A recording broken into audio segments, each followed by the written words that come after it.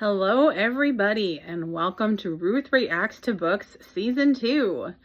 So many of you who joined me for Season 1 know that during COVID, we started an online YouTube show called Ruth Reacts to Books, where me, your host, Ruxie Ruth McGouth, did reviews of books.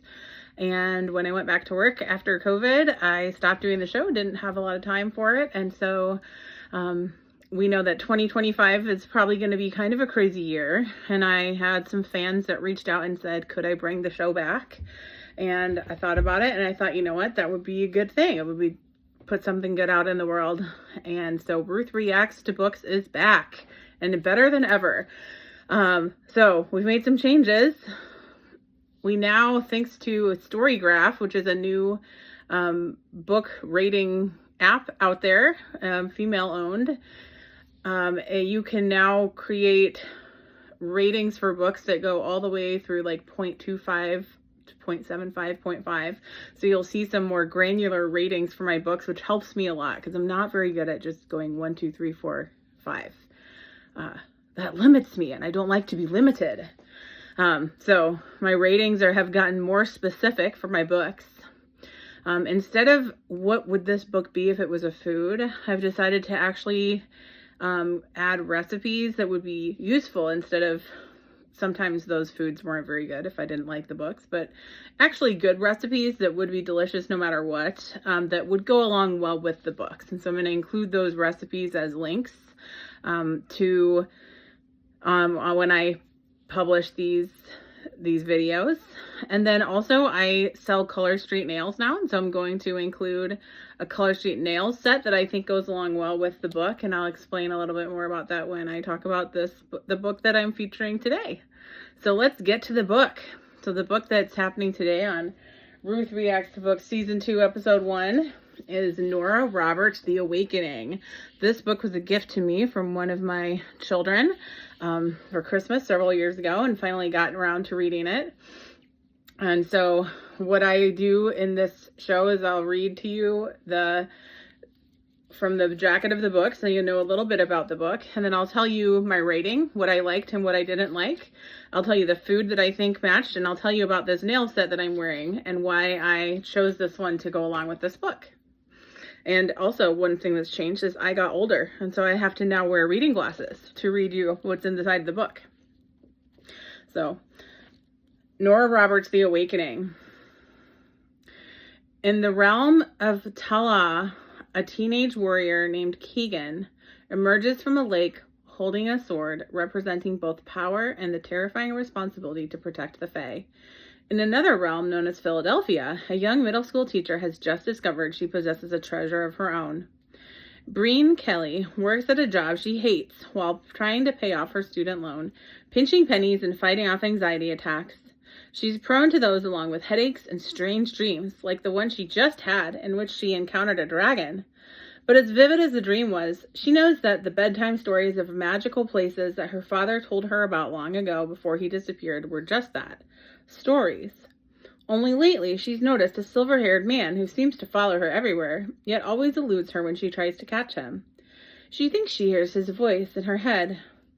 Come home, Breen Siobhan. It's time you come home. Then a sudden shock interrupts her everyday worries.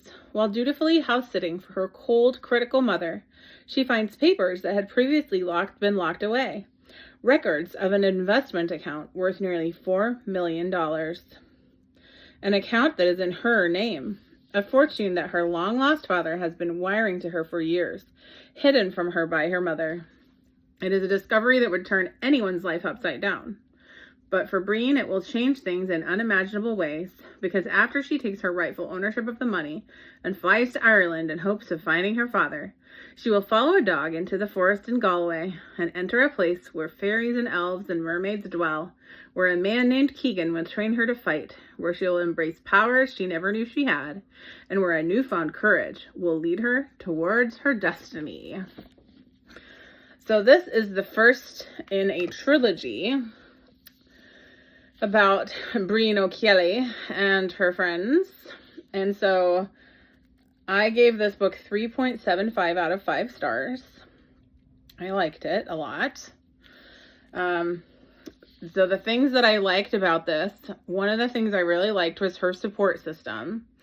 So Breen in America in Philadelphia, her best friend is a gay man who she lives with, I think, and they hang out at this drag bar and like, even though her mother is cold, she has this, the owner of the drag bar goes by the name of Sally, and kind of is the mother that she didn't really have, because she had a mother, but her mother was kind of not the nicest. And so I really like that support system that they show, because I think that's an important part for anyone growing up. And I like that they built that for her in this book.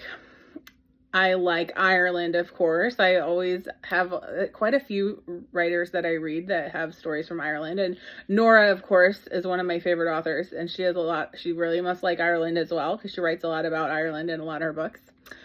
And magic, also one of my favorite things to read about. So those were some of the things that I liked about the book. What I didn't like is Breen is kind of vanilla. And I think that's part of like what the character.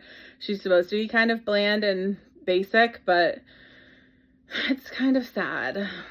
And the bad guy in the book, I don't give spoilers in my reviews, but he just kind of feels like a bad guy that I've heard about before. I feel like I've read about him in lots of Nora Roberts' books, and so I didn't feel like I really saw anything new or different that really interested me super a lot. So that's why we didn't get to the 4 out of 5 stars, and we certainly didn't get to the 5 out of 5 on this one, but we got to 3.75, which is pretty good. I'm obviously going to read book 2 later when I get back around to it. But this was a really good one. A food that I thought would go well with this book.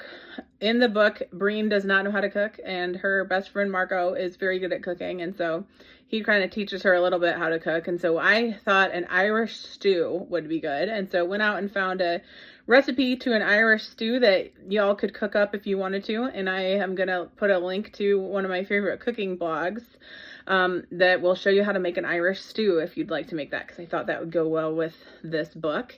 And then the nail set that I'm wearing is called Dark Enchantment, and you can see it's kind of green with sparkles. And then as I'm actually sitting here, it looks like green to you, but right now the way that the light is hitting it for me, it actually looks purple with sparkles. So it's magical in that it can sort of change color depending on what angle you're looking at it from, which is really neat. And so I'll also put a link to, you might not be able to buy this exact set because Colorstreet changes the nails that they sell all the time, but I'll put a link to my page if you want to go out and look at Colorstreet nails. And if you have any questions about anything, feel free to reach out to me.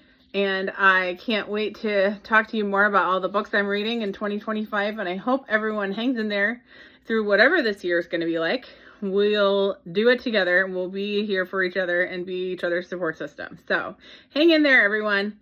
And I'll see you back for episode 2. Bye.